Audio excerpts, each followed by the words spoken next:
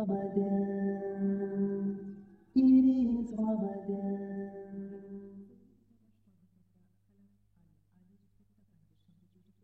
প্রিয় মুসলিম এবং অমুসলিম ভাই বোন, আসসালামু আলাইকুম ওয়া রাহমাতুল্লাহি ওয়া বারাকাতুহু।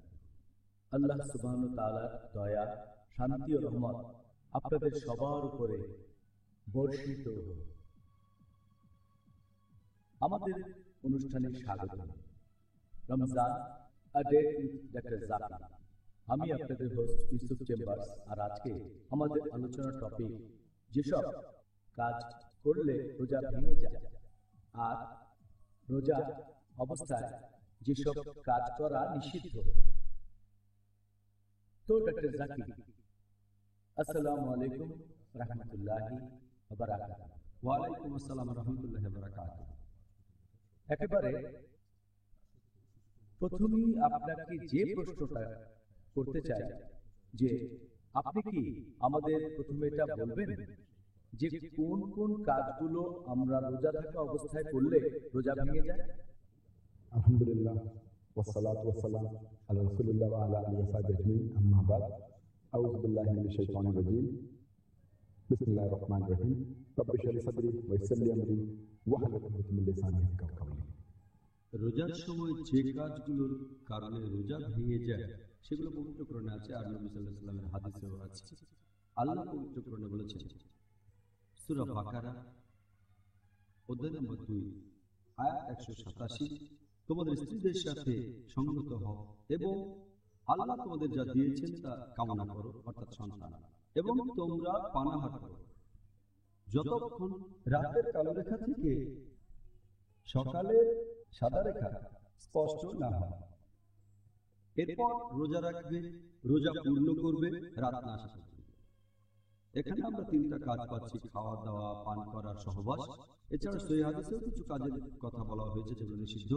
রোজা ভাঙার কারণগুলোর যদি ক্যাটাগরি করেন তাহলে সব মিলিয়ে মোট 10টা কারণে আমাদের এই রোজা ভেঙে যেতে পারে। এগুলোকে দুটো ক্যাটাগরিতে ভাগ করা যায়। প্রথম ক্যাটাগরিটা হচ্ছে যে সেই কাজগুলো যেখানে আমাদের শরীরের ভেতরে কিছু ঢুকাচ্ছে। এগুলোর মধ্যে মোট 4টা জিনিস আছে। প্রথমটা হচ্ছে পানাহার করা, দ্বিতীয়টা হচ্ছে এমন কোনো কাজ যেটা পানাহার করার পর্যায়ে পড়ে যায়, তৃতীয় হচ্ছে ঔষধ খাওয়া, পিল খাওয়া, ইঞ্জেকশন নেওয়া, যেগুলো পুষ্টি গ্রহণের মতো করে নেওয়া হয় অথবা যেটার সাথে পানাহারের মিল আছে, এর ভেতরে রক্ত নেওয়া আছে। 4 নম্বর, এটা অনেকটা কিডনি ডায়ালিসিসের মতো, যেখানে রক্ত বের করা হয়, বিশুদ্ধ করা হয়, কিছু পুষ্টিকর উপাদান দিয়ে আবার শরীরে ঢোকানো হয়। দ্বিতীয় ক্যাটাগরি, যেগুলো শরীর থেকে বের হয়ে যায়, এখানে মোট 6টা জিনিস আছে। 1 নম্বর হলো সহবাস করা, 2 নম্বর হস্তমৈথুন করা, 3 নম্বর হলো রজস্রাব, 4 নম্বর প্রসব পরবর্তী রক্তস্রাব, 5 নম্বর হচ্ছে ইচ্ছে করে বমি করা, আর 6 নম্বরটা হচ্ছে শরীর থেকে রক্ত বের করা, যেমন ইঞ্জেকশনের মাধ্যমে বা এই ধরনের কোনো কিছু। তাহলে সব মিলিয়ে এই 10টা কারণে আমাদের রোজা ভেঙে যেতে পারে।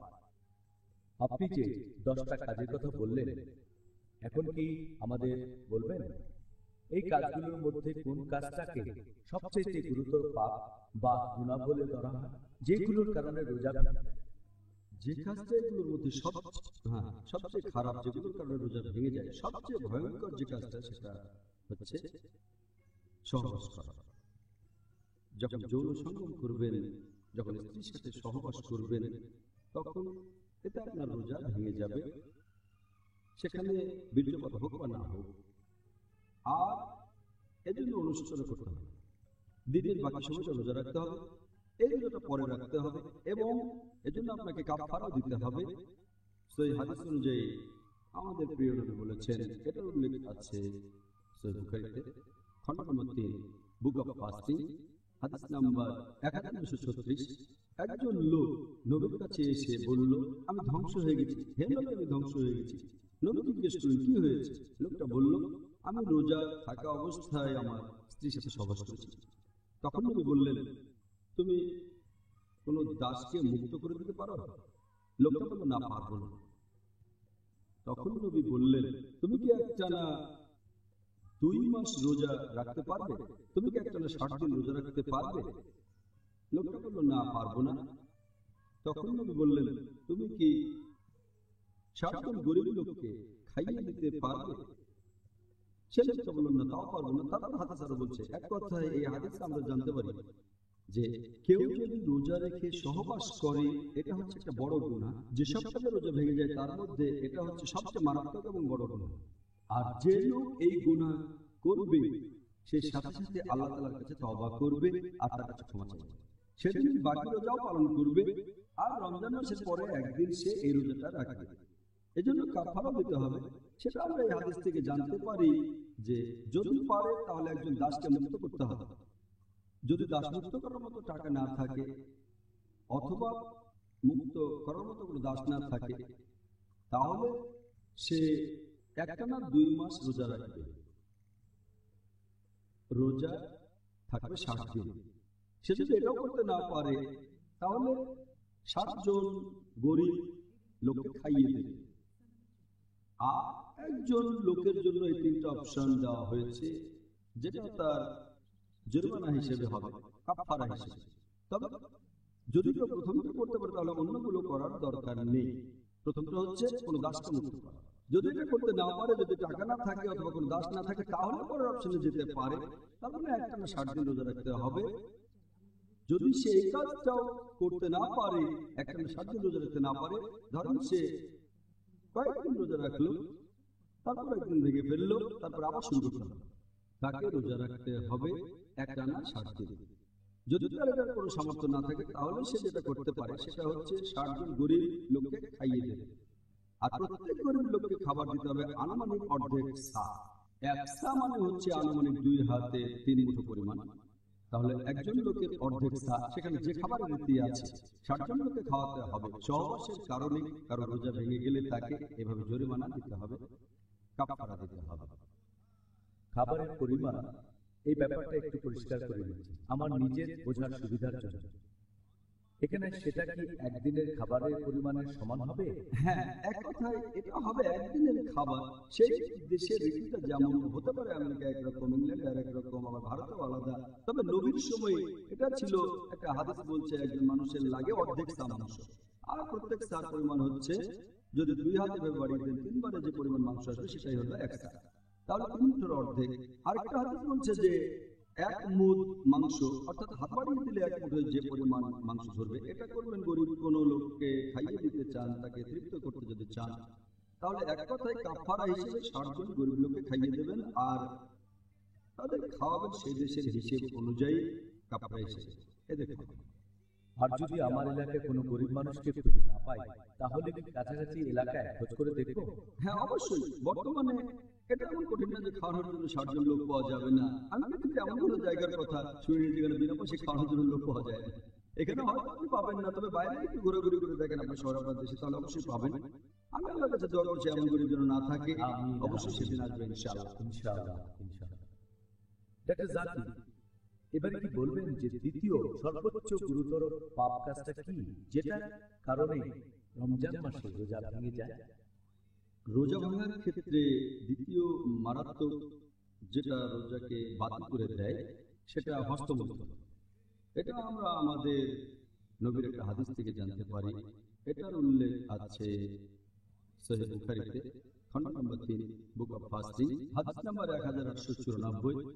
আমাদের নবী বলেছেন যে আল্লাহ সুবহানাহু ওয়া তাআলা বলেছেন যে আদম সন্তানেরা যেসব কাজ করে সেগুলো নিজের জন্য, শুধু রোজা বাদে, রোজা আমার জন্য, আমি তাকে পুরস্কার দেব।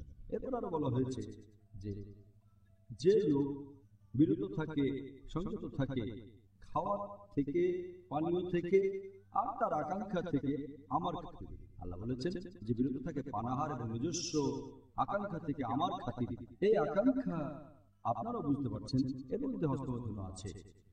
তাহলে কেউ যদি হস্তমৈথুন করে বা বীর্যস্খলন করে, যদি স্ত্রী সংস্পর্শে এসে উত্তেজিত হয়ে পড়ে অথবা অন্য কোনো কারণে কোনো মহিলাকে দেখে তার বীর্যস্খলন হয়, তখন তার রোজা বাতিল হয়ে যাবে। সে আল্লাহ তাআলার কাছে তওবা করবে, বাকি সময়টা রোজা রাখবে। আর রমজান মাস শেষ হয়ে গেলে এই রোজাটা তাকে আবারও রাখতে হবে। তবে এখানে কাফারা দিতে হবে না, জরিমানা দিতে হবে না। কাফারা দিতে হবে শুধু সহবাসের ক্ষেত্রে। যেহেতু এখানে সহবাস করেনি তাই কাফারা দিতে হবে না। অনুশোচনা করে বাকি সময়টা রোজা রাখবে, পরে আবার রোজা রাখবে। তবে এই সময় যদি কোনো লোকের শুধুমাত্র মাদিনীগত হয় ফ্লুইড, তাহলে তার রোজা ভাঙবে না। একই ব্যাপার প্রস্তুতি ফ্লুইডের ব্যাপারে।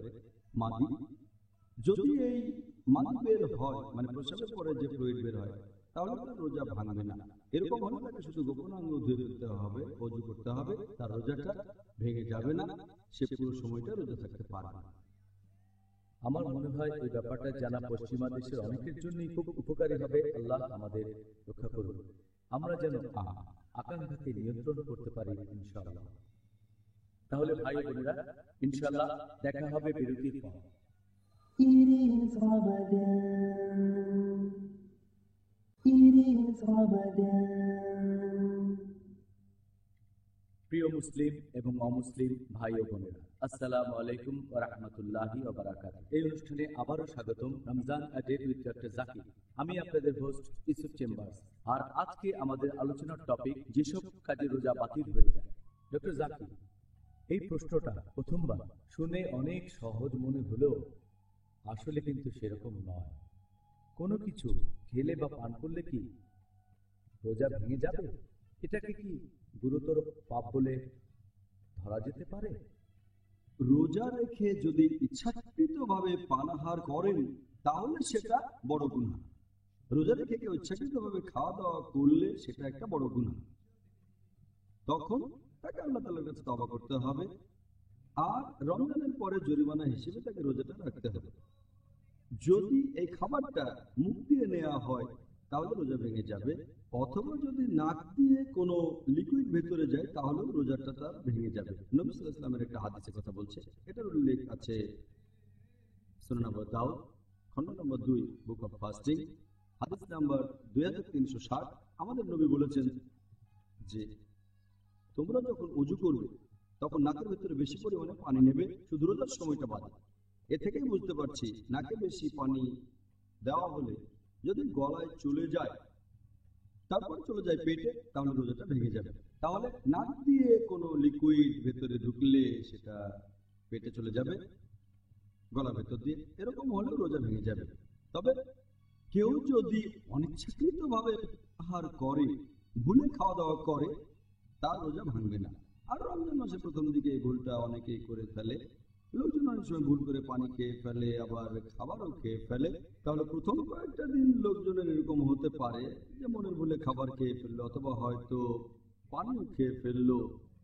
এখন কেউ অনিচ্ছাকৃত ভাবে অথবা ধরুন ভুলে গিয়ে যদি কিছু খায় বা পান করে, তার রোজা ভাঙবে না। আমাদের নবীর একটা সহিহ হাদিস এই কথা বলছে, এটার উল্লেখ করা হয়েছে সহিহ বুখারীতে খণ্ড নম্বর 3 বুক অফ ফাস্টিং হাদিস নম্বর 1933। আমাদের প্রিয় নবী বলেছেন যে যদি কোনো লোক অনিচ্ছাকৃতভাবে পানাহার করে, সে রোজাটা সম্পূর্ণ করবে। সে যা খেয়েছে বা পান করেছে সেটা আল্লাহ তাআলার তরফ থেকে। আমাদের নবী মুহাম্মদ সাল্লাল্লাহু আলাইহি ওয়াসাল্লাম আরো বলেছেন, এটার উল্লেখ আছে ইবনে মাজাহ খণ্ড নম্বর 3 হাদিস নাম্বার 2043, এছাড়াও 2045। আমাদের প্রিয় নবী বলেছেন যে আল্লাহ সুবহানাহু ওয়া তাআলা আমার উম্মাহকে ক্ষমা করে দেবেন যদি তারা ভুলে যায়, ভুল করে, অথবা যদি জোর করে কিছু করানো হয়। যদি কেউ ভুল করে কিছু করে বা মনে না থাকে অথবা নিরুপায় হয়ে, আল্লাহ তাকে ক্ষমা করবেন। শুধু ইচ্ছাকৃতভাবে খাওয়া দাওয়া করলেই রোজা ভেঙে যাবে, আর সেটা বড় গুনাহ। আল্লাহ আমাদের অনেক দয়া করেছেন, আলহামদুলিল্লাহ। ডক্টর জাকির, রোজা অবস্থায় একজন লোকই রক্ত গ্রহণ করতে পারে অথবা কোনো ইনজেকশন নিতে পারে যেটাতে তার শরীর পুষ্টি গ্রহণ করবে? এটার কি অনুমতি আছে? শরীরে রক্ত নেয়ার কথা যদি বলেন, এই কাজটা পুষ্টি গ্রহণের ক্যাটাগরিতেই পড়বে। এখানে শরীরের ভেতরে রক্ত প্রবেশ করানো হয়, এজন্য এটাকে পুষ্টি গ্রহণের ক্যাটাগরিতে ধরা হয়। এটা তো অনেকটা খাবারের মতো, কারণ খাবারটা প্রথমে পাকস্থলীতে যায়, তারপর রক্তে মিশে উপাদানগুলো রক্তের সাথে মিশে যায়। তাহলে শরীরে রক্ত প্রবেশ করাতে গেলে সেটাকে খাবার বা পানীয় গ্রহণ করার মতো বলে ধরে নেওয়া হয়, এতে রোজা ভেঙে যায়। একইভাবে যদি নাকের মাধ্যমে রাইস টিউব দিয়ে খাবার দেন তাহলে রোজা ভেঙে যাবে। এভাবে কিছু খাওয়ানো হলে রোজা ভেঙে যাবে। অথবা যদি ইনজেকশন নেন, এটা অনেকটা পুষ্টি গ্রহণের মতো, এক্ষেত্রেও তার রোজা ভেঙে যাবে। এমনকি কিডনি ডায়ালিসিস, এ ব্যাপারে আগে বলেছি যে আপনি কিডনি থেকে রক্ত নিলেন, সেটা বিশুদ্ধ করে তাতে বিভিন্ন উপাদান মেশালেন, তারপর রক্ত শরীরে প্রবেশ করালেন, এমন হলেও রোজা ভেঙে যাবে। যে কোনো ধরনের ইনজেকশন হোক ভেইনে অথবা হোক মাসলে অথবা অন্য কোথাও, পুষ্টি গ্রহণের কিছু না থাকলে ঠিক আছে, কিন্তু পুষ্টি গ্রহণের মতো কিছু থাকলে রোজা ভেঙে যাবে। যদি এটা শুধু চিকিৎসার জন্য হয়, পুষ্টি গ্রহণ না হয়, তাহলে তার রোজাটা ভাঙবে না, সে তখন রোজা রাখতে পারে। আমি শিওর এই উত্তর দেওয়ার সময় আপনি শরীরের ডাক্তারি আর আত্মার ডাক্তারি এই দুই অভিজ্ঞতাকেই ভালোভাবে কাজে লাগিয়েছেন। আমরাও জানতে পারলাম। এবারে এই একই টাইপের আরেকটা প্রশ্ন, তবে এখানে প্রশ্নটা হলো এরকম: একজন লোক দান করতে পারবে কিনা তার নিজের শরীর থেকে, যেমন ধরেন রক্ত দান করা, রোজা অবস্থায় কি এটার অনুমতি আছে? যখন কেউ রক্তদান করে এটা অনেকটা কাপিং এর মতো। কাপিং মানে শরীর থেকে রক্ত বের করা, বাইরে রক্ত বের করা হয় সাকিং বা কাপিং এর মাধ্যমে, এটা অনেকটা একরকম। এই রক্ত দান করার ব্যাপারে বিশেষজ্ঞগণের মতভেদ আছে যে রক্তদান করা যাবে কিনা, রোজা থাকা অবস্থায় কাপিং করা যাবে কিনা, এটা করার অনুমতি আছে কিনা। একটা হাদিস এটার উল্লেখ আছে সুনান আবু দাউদ খণ্ড নম্বর 2 বুক অফ ফাস্টিং, হাদিস নম্বর 2364। আমাদের প্রিয় নবী মুহাম্মদ সাল্লাল্লাহু আলাইহি ওয়াসাল্লাম বলেছেন, যদি কেউ কাপিং করে বা কাপিং হয় তার রোজা ভেঙে যায়। যদি কেউ কাপিং করে অথবা কাউকে কাপিং করা হয়, রোজা ভেঙে যাবে। তবে আরো একটা হাদিস আছে বুখারীতে খণ্ড নম্বর 3 বুক অফ ফাস্টিং, হাদিস নম্বর 1938। সেখানে বলা হয়েছে যে রোজা থাকা অবস্থায় মুহাম্মদ সাল্লাল্লাহু আলাইহি ওয়াসাল্লামের কাপিং করা হয়েছিল। এই দুটো হাদিসের কারণে বিশেষজ্ঞগণের ভেতরে মতভেদ আছে। একদল বিশেষজ্ঞ বলেন যে যেহেতু মুহাম্মদ সাল্লাল্লাহু আলাইহি ওয়াসাল্লাম আমাদের নির্দেশ দিয়েছেন যে কাউকে যদি কাপিং করা হয় আর যে কাপিং করবে তাদের রোজা ভেঙে যাবে। কাপিং এটা নিষিদ্ধ, রক্তদান নিষিদ্ধ। পরের হাদিসটা হচ্ছে একটা কাজ, প্রথম হাদিসটা একটা নির্দেশ। যখন নির্দেশের কাজ এইভাবে আসবে তখন নির্দেশের গুরুত্বটাই বেশি। এর উপর ভিত্তি করে একদল বিশেষজ্ঞ বলেন যে রক্তদান করা হারাম। এসব বিশেষজ্ঞগণের মধ্যে আছেন ইমাম আহমদ ইবনে হাম্বল। এরপর শেখ বিন বাজ বলেন কাপিং এবং রক্তদান হারাম। বিখ্যাত বিশেষজ্ঞ শেখ উতাইমি বলেন যে এটা হারাম। শেখ সালেহ ফাওজান এবং শেখ জিবরিন এই বিশেষজ্ঞগণ বলেছেন কাপিং হারাম। শেখ জিবরিন বলেছেন যে কাউকে রক্ত দান করা কাপিং এর মতো, সেজন্য এটা হারাম। কিন্তু যদি কারো জীবন বাঁচাতে রক্ত দান করেন এর অনুমতি আছে, তারপরেও রোজা ভেঙে যাবে আর এই রোজা তাকে পরে রাখতে হবে। আরো একদল বিশেষজ্ঞ আছেন যেমন শেখ নাসিরুদ্দিন আলবানী, তিনি বলেছেন যে আবু দাউদের এই প্রথম হাদিসটা রদ করা হয়েছে সহিহ বুখারী হাদিসটার মাধ্যমে, সেজন্য কাপিং এর অনুমতি আছে, রক্তদানের অনুমতি আছে।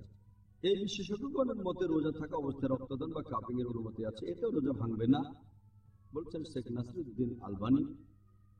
এরপর আছেন একজন সাহাবী আনাস ইবনে মালিক রাদিয়াল্লাহু আনহু, তারপর হযরত আয়েশা রাদিয়াল্লাহু আনহা, তারপর আছেন ইমাম মালিক, তারপর ইমাম শাফি। তাহলে এই দলেও অনেক বিশেষজ্ঞ আছেন যারা বলেন যে রক্তদান করলে রোজা ভেঙে যায় না।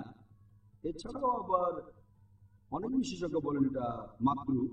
আবার অনেক বিশেষজ্ঞ বলেন যেহেতু আমাদের মধ্যে অনেক মতভেদ, তাই রোজা অবস্থায় রক্ত না দেয় ভালো, দিতে চাইলে সূর্য ডুবার পরে। এভাবে রক্তদানের ব্যাপারে বিশেষজ্ঞগণের অনেক মতভেদ আছে। কিন্তু অন্য জিনিসগুলোর কথা যদি বলেন, যেমন ধরেন যদি সামান্য রক্ত বের হয়ে যায় শরীরে কোথাও কেটে গেলে, তাহলে রোজা ভাঙবে না, এ ব্যাপারে মতভেদ নেই। অথবা যদি টেস্ট করার জন্য সামান্য রক্ত দেন, শরীর থেকে যদি কয়েক মিলিলিটার রক্ত দেন টেস্টের জন্য, তাহলে রোজা ভাঙবে না। অথবা কোথাও কেটে গিয়ে সামান্য রক্ত বের হলে রোজা ভাঙবে না। অথবা যদি নাক দিয়ে রক্ত পড়ে, এরকম হলেও তা ভেঙে যাবে না। অথবা ধরেন ছোটখাটো অপারেশন যেখানে খুব সামান্য রক্তপাত হয়, তাহলে রোজা ভাঙবে না। যদি অনেক বেশি রক্তপাত হয়, ব্লাড সার্জারিতে যেটা অনেকখানি রক্তদানের মতো ব্যাপারে, এমন হলে রোজা ভেঙে যাবে। তাহলে যদি এই ধরনের কিছু হয়, যেমন টেস্টের জন্য রক্ত দিলেন, নাক দিয়ে রক্ত পড়লো বা সামান্য ক্ষত, এক্ষেত্রে সবাই একমত, সব বিশেষজ্ঞ বলেন তো রোজা ভাঙবে না। এরকম কয়েকটা বিষয় নিয়ে রমজান মাসে মুসলিমদের মধ্যে প্রায় আলোচনা হয়। আজকে আমরা এরকম বেশ কয়েকটা প্রশ্নের উত্তর দিলাম। আশা করি দর্শকরা সবাই উপকৃত হবেন। এখন ধরেন একজন লোক বমি করল ইচ্ছাকৃতভাবে বা অনিচ্ছাকৃতভাবে, এখানে নিয়মটা কি একই রকম? বমি করলে রোজা ভাঙবে নাকি ভাঙবে না?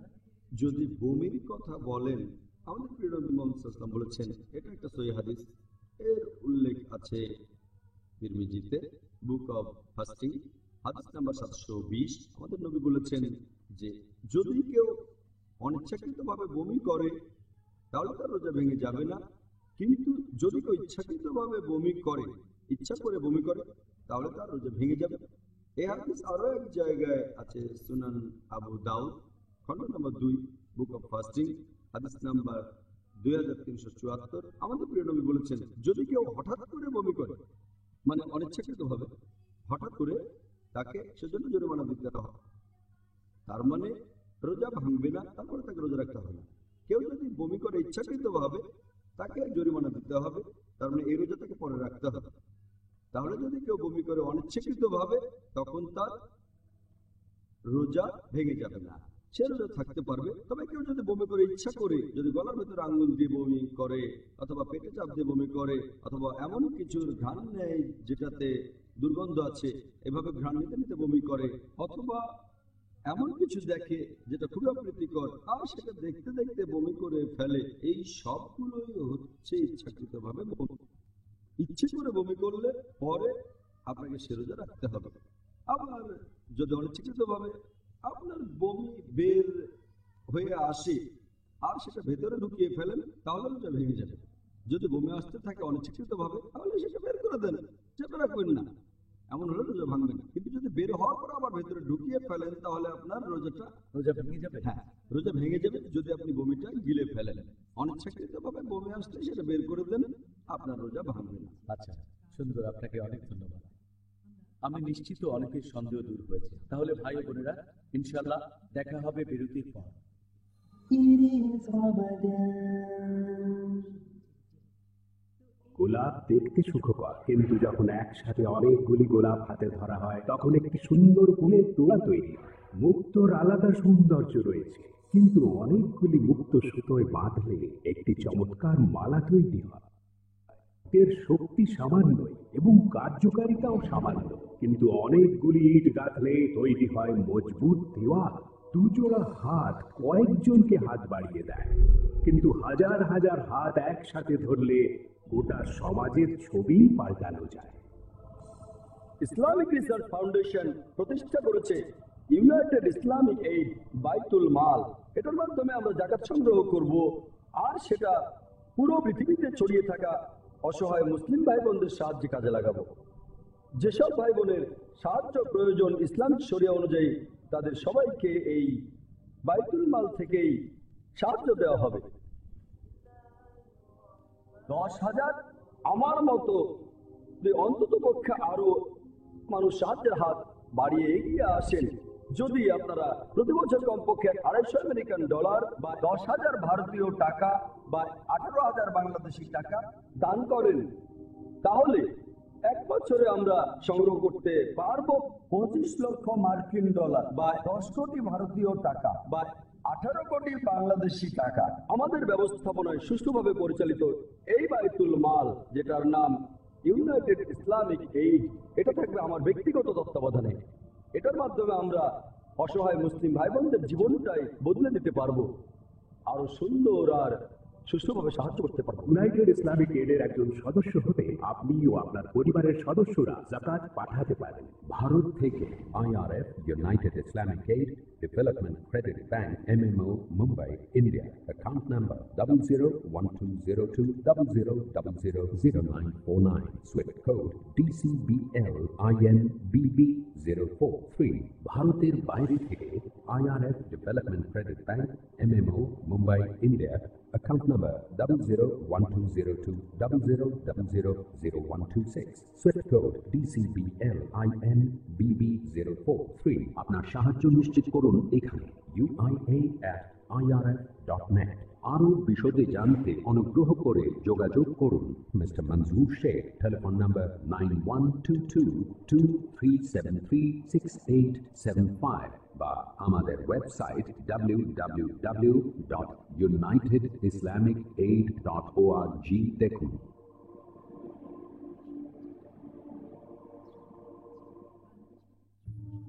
إنه من يشرك بالله فقد حرم الله عليه الجنة ومأواه النار। নিশ্চয়ই যে আল্লাহর সাথে শিরকে লিপ্ত হয় আল্লাহ তার জন্য জান্নাতকে হারাম করে দেন এবং জাহান্নাম অবধারিত করে দেন। শহীদুল্লাহ খান মাদানী। জান্নাতে যাওয়ার এবং জাহান্নাম হতে বাঁচার একটি মাত্র পথ তাওহীদ। আল্লাহ সুবহানাহু ওয়া তাআলার তাওহীদ জানার জন্য দেখুন আমার ধারাবাহিক দাস কিতাবুত তাওহীদ।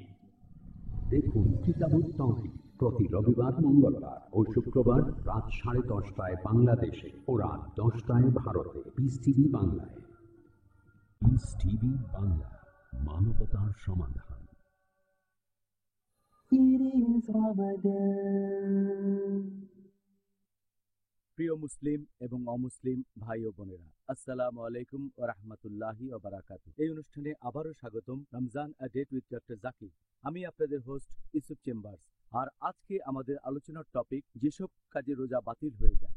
ডক্টর জাকির, এবারে মনে করেন এমন একজন মহিলা যার রক্তস্রাব চলছে, অর্থাৎ পিরিয়ড। এই সময়টাতে মহিলাদেরকে নামাজ আদায় করা থেকে অব্যাহতি দেওয়া হয়েছে, আর এই নামাজগুলো তাকে পরে আদায় করতে হবে না। সেটা আমরা এই অনুষ্ঠানের গত পর্বে জানতে পেরেছি। এখন রোজা রাখার ক্ষেত্রে যে নিয়মটা কি, সেটা কি একই রকম? যদি রোজা রাখার কথা বলতে হয়, সে সময় যদি কোনো মহিলা রজস্রাব শুরু হয়, হাদিস অনুযায়ী এটার উল্লেখ আছে সহিহ বুখারীতে, খণ্ড নম্বর 3, বুক অব ফাস্টিং, হাদিস নম্বর 1951। হযরত আয়েশা রাদিয়াল্লাহু আনহা, নবী মুহাম্মদ সাল্লাল্লাহু আলাইহি ওয়াসাল্লামের স্ত্রী, তিনি বলেছেন, তাকে প্রশ্ন করা হয়েছিল যে রজস্রাব হলে তাকে কি পরে এই রোজাগুলো রাখতে হবে। এ ব্যাপারে তিনি বলেছেন যে কোনো মহিলা যদি রোজা রাখে আর তখন যদি তার রজস্রাব শুরু হয়ে যায় রমজান মাসে, যদি সে তখন রোজা থাকে আর রজস্রাব শুরু হয়ে যায়, এক্ষেত্রে নবী বলেছেন যে রোজাটা পরে রাখতে হবে। তবে নামাজের ক্ষেত্রে তিনি এই কথা বলেননি। তাহলে নবী সাল্লাল্লাহু আলাইহি ওয়াসাল্লামের এই হাদিস অনুযায়ী, যেটার বর্ণনা দিয়েছেন তার স্ত্রী হযরত আয়েশা রাদিয়াল্লাহু আনহা, এখানে নামাজ পরবর্তীতে আদায়ের কথা বলা হয়নি, তবে রোজা পরবর্তীতে রাখার কথা বলা হয়েছে। যদি কোনো মহিলা রজস্রাব হয় অথবা প্রসব পরবর্তী রক্তপাত, তখন সে রোজা রাখতে পারবে না, রোজাটা ভেঙে যাবে। যদি এটা শুরু হয় দিনের মাঝামাঝি, রোজা ভেঙে ফেলতে হবে। এছাড়াও যদি রজস্রাব শুরু হয় সূর্যাস্তের সামান্য একটু আগে, সেক্ষেত্রেও ভেঙে ফেলতে হবে, রোজা রাখা যাবে না। তবে যদি রজস্রাব বন্ধ হয়ে যায় ফজরের ঠিক আগে, তাহলে সে রোজা রাখতে পারবে। কিন্তু যদি তার রজস্রাব বন্ধ হয় ফজরের নামাজের কিছুক্ষণ পরে, তাহলে রোজা রাখবে না। আর রমজান মাসের পরে কোনো এক সময় তাকে এই রোজাগুলো রাখতে হবে। মহিলাদের রজস্রাব বা প্রসব পরবর্তী রক্তস্রাব হলে রোজা ভেঙে যায়। এটার কারণ হচ্ছে সে সময় শরীর থেকে অনেক রক্ত বেরিয়ে যায়, আর আল্লাহ সুবহানাহু ওয়া তাআলা কারো উপরেই বেশি বোঝা চাপাতে চান না। এটা আল্লাহ সুবহানাহু ওয়া তাআলার একটা দয়া। তিনি কাজ কঠিন করে দেননি, রক্ত বেরিয়ে গেল। আর যদি নিয়ম করে দেওয়া হয় যে খাবার খেতে পারবে না, পানি খেতে পারবে না, এটা অতিরিক্ত বোঝা। তাই আল্লাহ তাআলা এখানে মহিলাদের অব্যাহতি দিয়েছেন যে রোজা রাখার দরকার নেই, তবে এটা রমজানের পরে রাখতে হবে। পরবর্তীতে রোজা রাখার কথা বলা হয়েছে, কিন্তু নামাজের কথা বলা হয়নি, কারণ নামাজ তো সব মানুষকে তার জীবনের প্রত্যেক দিনই পড়তে হবে, দিনে কমপক্ষে 5 ওয়াক্ত। তাহলে সেই মহিলা যদি নামাজ মিস করে, হতে পারে 5 দিন, 6 দিন, 7 দিন, এভাবে, এগুলো সে কখন পড়বে? কারণ প্রত্যেক দিনই তো সে কমপক্ষে 5 ওয়াক্ত নামাজ পড়ছে। আর রোজা রাখাটা ফরজ শুধু রমজান মাসে। সেই মহিলা যদি রমজানের 7 দিন রোজা রাখতে না পারে, রমজান শেষ হলে কাফারা হিসেবে তাকে এই রোজা রাখতে হবে। তাই আমার মনে হয়, আমার মত অনুযায়ী, এ কারণে আল্লাহ সুবহানাহু ওয়া তাআলা এবং আমাদের নবী মুহাম্মদ সাল্লাল্লাহু আলাইহি ওয়াসাল্লাম বলেছেন, মহিলারা রজস্রাবের সময় নামাজ মিস করলে সেটা পরবর্তীতে পড়া লাগবে না, তবে রমজান মাসে যদি মিস করে তাহলে পরে রোজা রাখতে হবে। সুন্দর। আশা করি সবার কাছে এই ব্যাপারটা পরিষ্কার হয়েছে। তাহলে ডক্টর জাকির, অনুষ্ঠানের এই পর্যায়ে আমরা এখন দর্শকদের পাঠানো প্রশ্নগুলোর উত্তর দিতে পারি। আর পিস টিভির দর্শকদের কাছ থেকে আমরা হাজার হাজার চিঠি পেয়েছি। এখন আপনাকে এখান থেকে বেশ কয়েকটা প্রশ্ন করতে চাই। ইনশাআল্লাহ, আমিও খুশি হব। তো ডক্টর জাকির, দর্শকদের পাঠানো প্রথম প্রশ্নটা হচ্ছে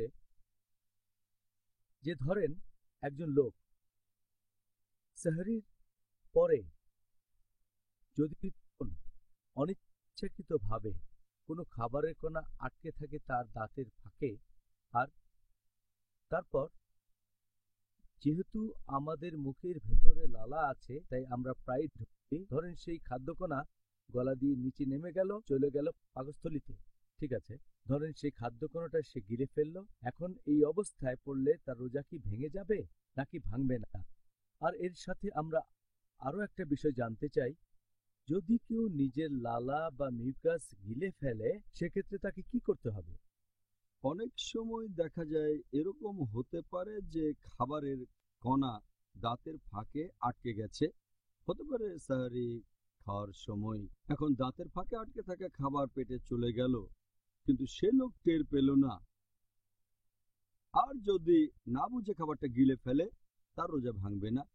তবে যদি খাবারের কণাটা বড় হয়, ওই ব্যক্তি টের পেয়ে গেলে বের করে ফেলে দিতে হবে।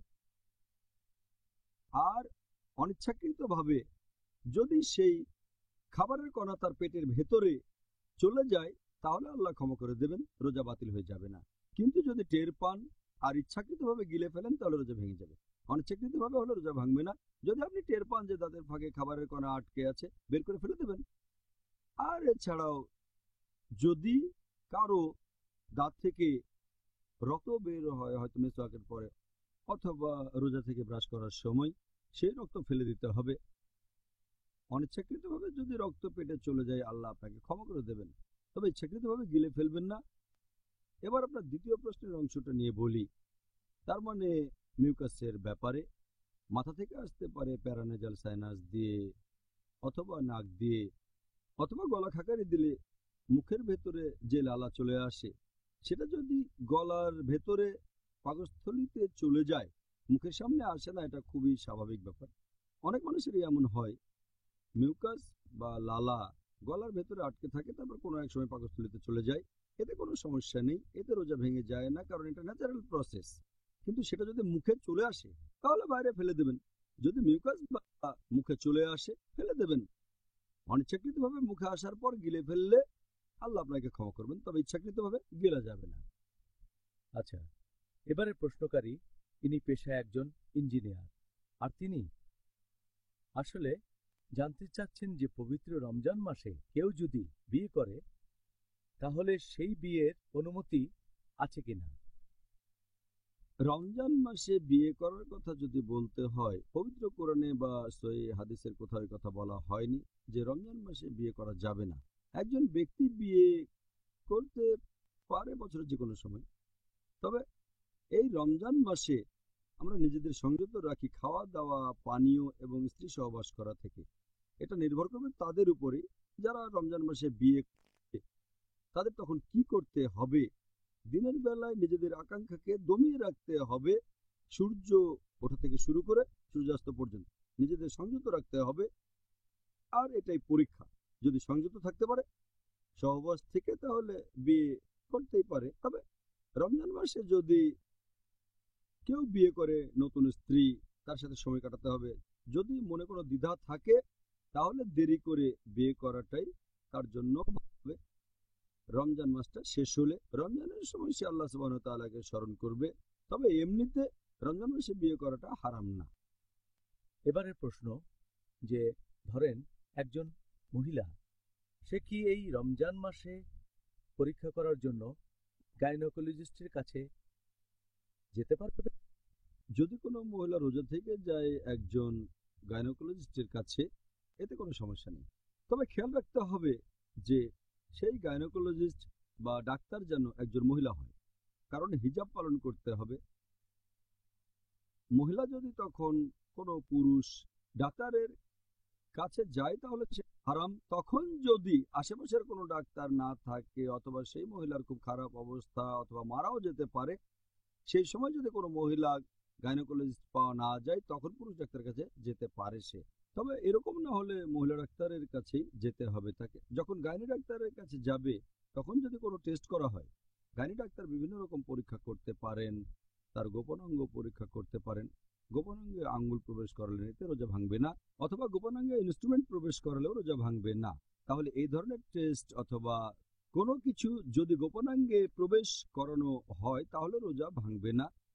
তারপরে সে গাইনি ডাক্তারের কাছে যাবে। তখন যদি কোনো টেস্ট করা হয়, তখন যদি জরায়ুর ভেতরে কোনো যন্ত্র প্রবেশ করানো হয় অথবা ক্যাথেটার দেয়া হলো, এসব কোনো কারণেই রোজা ভাঙবে না। এছাড়াও যদি তাকে গাইনি ডাক্তার পরীক্ষা করে থাকে, তার শরীরের ভেতরে কোনো যন্ত্রপাতি প্রবেশ করানো হয়, হয়তো ইউরিনাল প্যাসেজ দিয়ে, এসব টেস্টের কারণে রোজা ভেঙে যাবে না। কারণ এখানে ব্যাপারটা এমন না যে খাবার বা পুষ্টি শরীরের ভেতরে যাচ্ছে, আর খাবার বা পুষ্টি গোপনাঙ্গ দিয়ে গ্রহণ করানো যায় না, এটা আসলে অসম্ভব একটা ব্যাপার। তাই বিশেষজ্ঞগণ সবাই এ বিষয়ে একমত যে গাইনি ডাক্তারের কাছে যাওয়া যাবে, কিছু টেস্টও করাতে পারে, এতে রোজা ভেঙে যায় না। আশা করি এটা মুসলিম বন্ধুদের জন্য যথেষ্ট উপকারী হবে।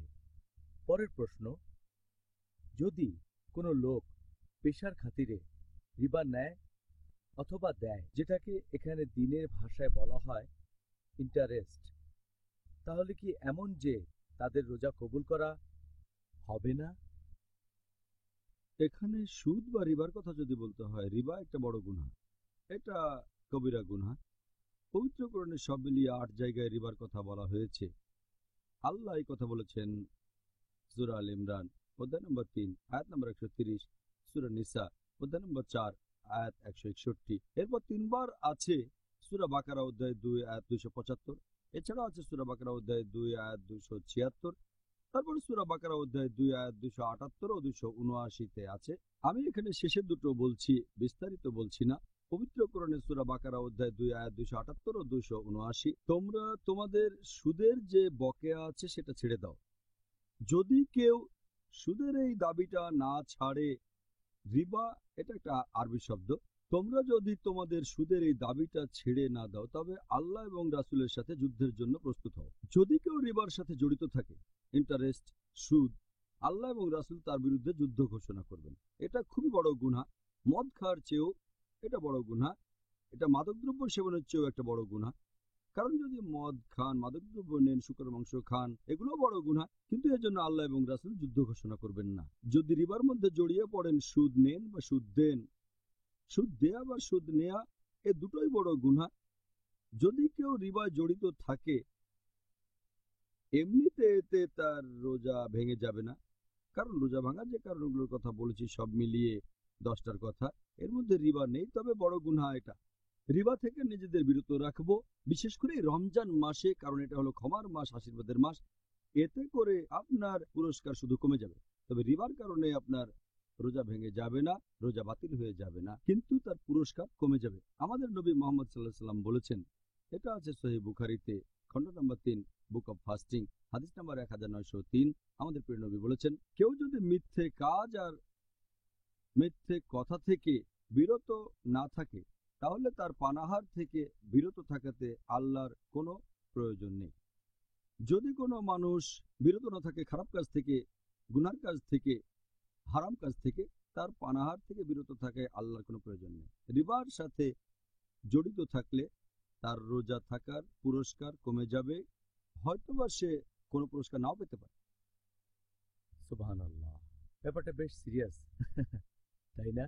আর আমরা জানি যে দুর্ভাগ্যজনকভাবে অনেক মানুষ মনে করে যে এই ইন্টারেস্ট বা রিবা তাদের একটা অর্থনৈতিক নিরাপত্তা দিচ্ছে। দোয়া করি আল্লাহ যেন আমাদের রক্ষা করেন। তাহলে ভাই ও বোনেরা, ইনশাআল্লাহ দেখা হবে বিরতির পর। It is Ramadan. It is Ramadan. প্রিয় মুসলিম এবং অমুসলিম ভাই ও বোনেরা, আসসালামু আলাইকুম ওয়া রাহমাতুল্লাহি ওয়া বারাকাতুহু। আমাদের অনুষ্ঠানে স্বাগতম। Ramzan a date with doctor Zakir. আমি আপনাদের হোস্ট ইউসুফ চেম্বার্স। আর আজকে আমাদের আলোচনার টপিক, যেসব কাজে রোজা বাতিল হয়ে যায়। ডক্টর জাকির, পরের প্রশ্ন দর্শকদের কাছ থেকে, যদি কোনো লোক হঠাৎ করে অজ্ঞান হয়ে পড়ে বেশ কয়েক ঘন্টার জন্য, তাহলে কি রোজা ভেঙে যাবে? কেউ যদি অজ্ঞান হয়ে যায়, সেটা সামান্য সময়ের জন্য হলে রোজা ভাঙবে না। এ ব্যাপারে বিশেষজ্ঞগণ সবাই একমত, তাদের মধ্যে কোনো মতভেদ নেই। যদি সে অচেতন অবস্থায় থাকে কয়েক ঘন্টা অথবা কয়েক মিনিট, রোজা রাখার সময়টার মধ্যে এতে রোজা ভাঙবে না। তবে যদি সে অজ্ঞান থাকে একেবারে ফজর থেকে ভোর রাত থেকে সূর্যাস্ত পর্যন্ত, তাহলে তার রোজা ভেঙে যাবে।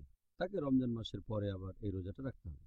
আচ্ছা, তাহলে দিনের বেলায় কয়েক ঘন্টা অজ্ঞান থাকলে তার রোজা ভেঙে যাবে না। অনেক ধন্যবাদ। পরের প্রশ্ন, যদি কোনো লোক জীবন বাঁচানোর ক্ষেত্রে খাওয়া দাওয়া অথবা কিছু পান করতে বাধ্য হয়, তাহলে কি সেই রোজাটা তাকে পরে রাখতে হবে, নাকি সেই রোজাটাই কবুল করা হবে? যদি কেউ না পারে, হয়তো ক্ষুধায় মারা যাচ্ছে বা পিপাসায় মারা যাচ্ছে, রোজা অবস্থায় যদি নিজেকে মনে করে ক্ষুধার্ত তৃষ্ণার্ত, আর যদি মনে হয় তখন কিছু না খেলে, কোনো খাবার না খেলে, পানীয় পান না করলে হয়তো তার শরীরের ক্ষতি হয়ে যেতে পারে, যদি মনে করে জীবন হুমকির মুখে, হয়তো শরীরের অঙ্গ প্রত্যঙ্গ অক্ষে যেতে পারে, তখন যদি জীবন বাঁচাতে রোজা ভেঙে ফেলে, এটার অনুমতি আছে। আল্লাহ তাকে ক্ষমা করবেন। তবে রমজান মাসের পরে তাকে এই রোজাটা আবার রাখতে হবে। আর কারো যদি মনে হয় যে রোজা রাখাটা কঠিন, কারণ তাকে অনেক কাজ করতে হয়, যদি তার কঠিন লাগে, সে ক্ষুধার্ত হয়ে যায়, এরকম অবস্থায় রোজা ভেঙে ফেলা একটা গুনাহ। তবে যদি তার জীবন বিপদ থাকে, তারপর রোজা ভেঙে ফেলে, আল্লাহ ক্ষমা করবেন, এই রোজা তাকে পরে রাখতে হবে। ডক্টর জাকির, কিছু বিশেষজ্ঞ বলেন যে ধূমপান করা হারাম। এ ব্যাপারে আমি আপনার মতামতটা জানতে চাই। আর ধূমপান করলে কি আমাদের রোজা ভেঙে যাবে? ধূমপানের কথা যদি বলতে হয়, অনেক বছর আগে যখন বিজ্ঞান ও প্রযুক্তি উন্নত হয়নি, বেশিরভাগ বিশেষজ্ঞ সে সময় বলতেন যে ধূমপান মাকরুহ। একটা হাদিসের উপর ভিত্তি করে বলা, এটা আছে সহিহ বুখারীতে, খণ্ড নম্বর 1, বুক অব আজান, হাদিস নম্বর 855। কখনো কেউ যদি কাঁচা রসুন বা পেঁয়াজ খায়, সে আমার কাছ থেকে মসজিদ থেকে দূরে থাকবে।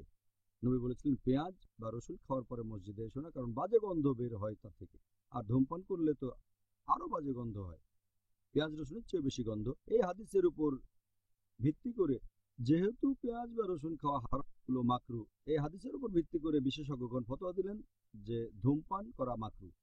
কিন্তু এখন বিজ্ঞান অনেক উন্নত হয়েছে, আমরা এখন জানতে পেরেছি যে ধূমপান জিনিসটা আসলে এক ধরনের স্লো পয়জনিং।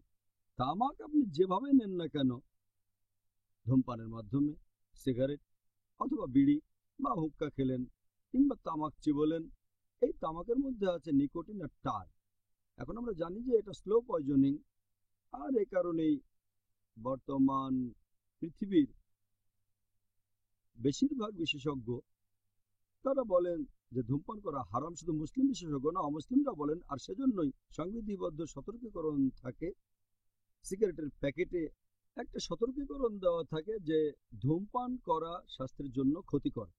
আবার অনেক দেশে লেখা থাকে যে ডাক্তারের সতর্কবাণী অথবা সার্জনের সতর্কবাণী, ধূমপান স্বাস্থ্যের জন্য ক্ষতিকর। আর সিগারেটের অ্যাড খবরের কাগজে বা কোনো ম্যাগাজিনে থাকুক, বাধ্যতামূলকভাবে এই সতর্কবাণীটা দিতে হবে, ধূমপান স্বাস্থ্যের জন্য ক্ষতিকর। শুধুমাত্র মুসলিমরা নয়, এমনকি অমুসলিমরাও এই ব্যাপারে একমত যে ধূমপান আসলে স্লো পয়জনিং। আর বর্তমানে পরিসংখ্যান বলছে, বিশ্ব স্বাস্থ্য সংস্থা বলছে, প্রতি বছর 40 লাখেরও বেশি মানুষ মারা যায় শুধু ধূমপানের কারণে। সব ধরনের তামাক সেবন ধরলে সংখ্যাটা আরো বেশি হবে। এছাড়া আরো একটা পরিসংখ্যান বলছে, আমি এই ব্যাপারটা জেনেছি যখন আমি মেডিকেল কলেজের ছাত্র ছিলাম, যে ফুসফুসের ক্যান্সারে যারা মারা যায় তাদের 90%-এরও বেশি মৃত্যুর কারণ ধূমপান। সিগারেট, বিড়ি বা এরকম কিছু। কার্ডিওভাস্কুলার ডিজিজের 25%-এরও বেশি ক্ষেত্রে কারণটা শুধু ধূমপান। ব্রঙ্কাইটিস যারা মারা যায় তাদের 70 থেকে 75%-এর ক্ষেত্রে একমাত্র কারণ ধূমপান। ধূমপান আসলে একটা স্লো পয়জনিং।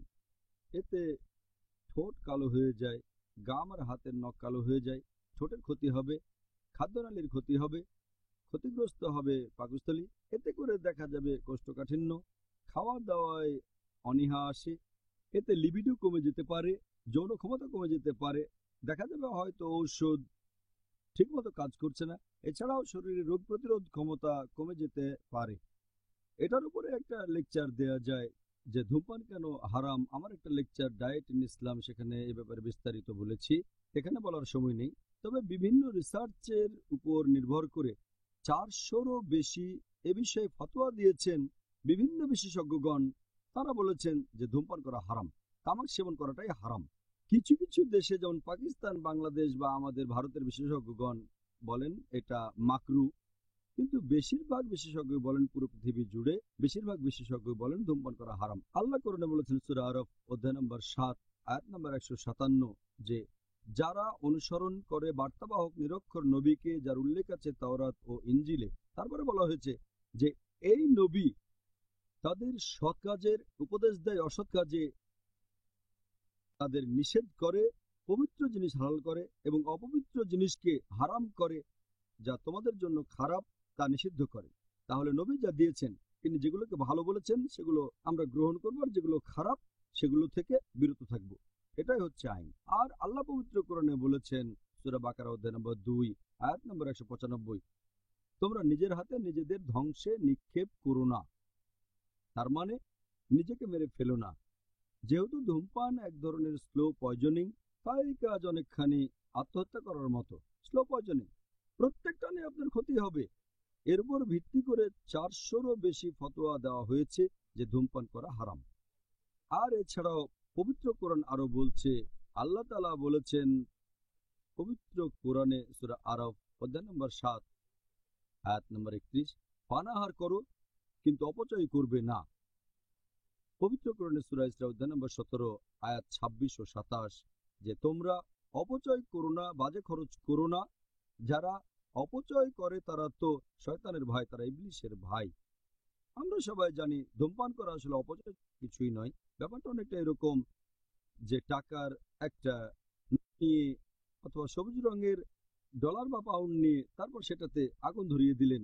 যখন ধূমপান করেন তখন সিগারেটে আগুন ধরান, এটা আসলে টাকা পুড়িয়ে ফেলা, হোক সেটা রুপি বা টাকা বা ডলার বা পাউন্ড অথবা রিয়াল। এটা অপচয় ছাড়া কিছুই না, আর ইসলামে হারাম। আর আমি কারণও দেখাতে পারি কেন এটা হারাম। যখন ধূমপান করেন তখন তাতে পাশের লোকের আরো বেশি ক্ষতি হয়, অন্যের ক্ষতি তো করতে পারে।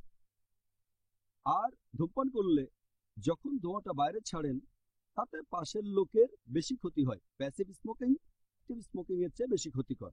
যদি কেউ সিগারেট খেয়ে ধোঁয়া ছাড়ে, তার পাশে যে থাকে তার শরীরেও ধোঁয়া চলে যায়, এতে করে ধূমপানের চেয়ে সেই লোকের বেশি ক্ষতি হয়। সেজন্য বিভিন্ন দেশে যেমন সিঙ্গাপুরে খাওয়াটা নিষিদ্ধ। নিজের ঘরে বসে খেতে পারেন, তবে বাইরে গেলে পাবলিক প্লেসে সিগারেট খাওয়া নিষিদ্ধ। তাহলে ধূমপান করা ক্ষতিকর, সেজন্য এটা হারাম। এবার আপনার প্রশ্নের দ্বিতীয় অংশে আসি যে ধূমপান করলে কি রোজা ভেঙে যেতে পারে? যখন কেউ ধূমপান করে ধোঁয়াটা চলে যায় ফুসফুসে, আর সিগারেটের বেশ কিছু উপাদান তখন চলে যায় পাকস্থলীতে। তাহলে আমরা যখন ধূমপান করি তখন ফুসফুস ছাড়াও পাকস্থলীতে ধোঁয়া চলে যায়, এভাবে সিগারেটের বেশ কিছু উপাদান পাকস্থলীতে চলে যায়। এ কারণে সব বিশেষজ্ঞ এই ব্যাপারে একমত হয়েছেন যে ধূমপানের কারণে রোজা ভেঙে যায়, রোজা বাতিল হয়ে যায়। তাহলে যখন ধূমপান করছেন তাতে রোজা তো ভাঙছেনই, পাশাপাশি একটা গুনাহও করছেন, এতে করে আপনার পুরস্কারটা কমে যায়। আবার অনেকে আছে যারা চেইন স্মোকার, তারা রোজা থাকার সময় ধূমপান করে না, কিন্তু যখনই রোজাটা ভাঙে ইফতারের পরে শুরু করে সারা রাত ধরে তখন ধূমপান করে। এতে রোজার উদ্দেশ্যটা ব্যাহত হচ্ছে, যেটা হচ্ছে তাকওয়া বৃদ্ধি করা।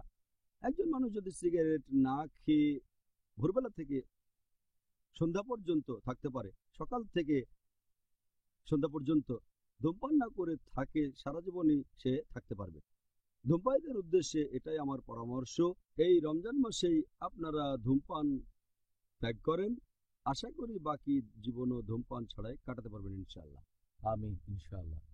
ডক্টর জাকির, আপনি একটু আগেই মাকরু শব্দটা বললেন, আপনি কি দর্শকদের একটু ব্যাখ্যা করে বলবেন?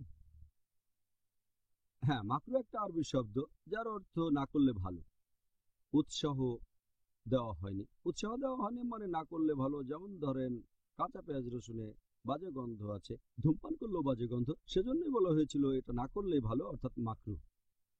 আচ্ছা, ব্যাপারটা বেশ ইন্টারেস্টিং, কারণ অনেকে মনে করে যে মাকরুহ শব্দটা হয়তো পজিটিভ কোনো কিছু বলছে, কিন্তু আসলে শব্দটা আমি শিওর যে একটু আগে আপনি ধূমপানদের প্রসঙ্গে যে উত্তরটা দিলেন আর যেসব রেফারেন্স এখানে করেছেন, আমি শিওর এরকম আরো অকাঠ্য যুক্তি আপনার পকেটেই আছে। আশা করি ভবিষ্যতে কোনো একদিন আমরা শুধুমাত্র ধূমপানের প্রসঙ্গে একটা পুরো অনুষ্ঠান তৈরি করব। সুবহানাল্লাহ। আজকের অনুষ্ঠানে এই বিশ্লেষণধর্মী উত্তরের জন্য আপনাকে অনেক ধন্যবাদ। আর এই উত্তরগুলো আলহামদুলিল্লাহ। আজকে আমাদের টপিক ছিল যেসব কাজের কারণে রোজা বাতিল হয়ে যায় আর রোজা অবস্থায় যেসব কাজ করা নিষিদ্ধ। আজকে আমি অনেক কিছু জানলাম আর নিশ্চিত দর্শকরাও উপকৃত হয়েছেন। ভাই ও বোনেরা, খুব ইন্টারেস্টিং প্রোগ্রাম, খুব ইন্টারেস্টিং সিরিজ। আপনার বন্ধুদের বলবেন আমাদের অনুষ্ঠান দেখার জন্য। আগামীকাল একই সময়ে, আর সেদিন আলোচনা টপিক হবে রোজা অবস্থায় যেসব কাজের অনুমতি আছে। তাহলে দেখা হবে আগামীকাল। আসসালামু আলাইকুম ওয়া রাহমাতুল্লাহি ওয়া বারাকাতুহু। حافظين ذاكرين قانتين خاشعين